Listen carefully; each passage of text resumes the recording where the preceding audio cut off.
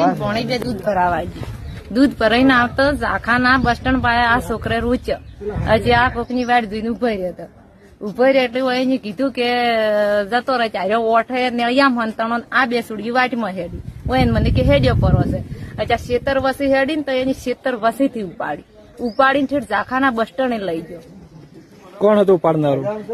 પેલો મિયો છે. મિયાને શું નામ છે એનું? એનું નામ મને આપણે ઓળખતા નહીં. કેટલા વાગે કિસ્સો બન્યો? 7 વાગે સવારના કે સાંજે? સાંજે. અત્યારની સાંજે? હા. અત્યારનો તો હવે સાંજ પડે છે બેન. કાલની સાંજે. બે વખત એક ખેતર વાળાને સીટે લઈ જાય ને ઉપાડીને ટાળિયામ નોશી પછી ઝાટીએ ઝાલીને જબર ભૂખડીને મોઢું દબાયું ને ગળું દબાયું પછી નીથી ઉપાડીને વળી ઝાખાને બસ સ્ટેન્ડે લઈ ગયો ને જઈને વળી નળિયામ નોશી અને પછી એને લુકડો બુકડો બધું કાઢી અને સોડી માથે સાચી દબાઈને બટકો ભર્યો ને એનો હજી 15 વર્ષની નહીં મારે સોડી.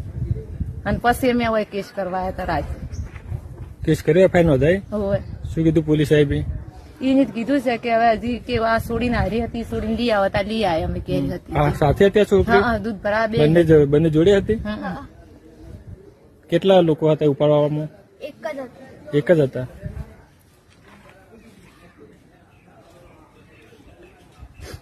શું કીધું તંત્રે પોલીસ સ્ટેશને? એને કીધું કે હજી આ લખણું અનુ કરવું પડશે. કોણ હાસી હતું કોણ કોણ દૂધ ભરાવા જતા લઈ આવતા લઈ આવ્યા. હવે મને શું પૂછે છે કીધું. ના પાડે તો કેસ પાછો ખેંચી લેવો. બરોબર, પાટણ નોખો એટલે બધું થઈ જાય. નોખવો જ નહીં પણ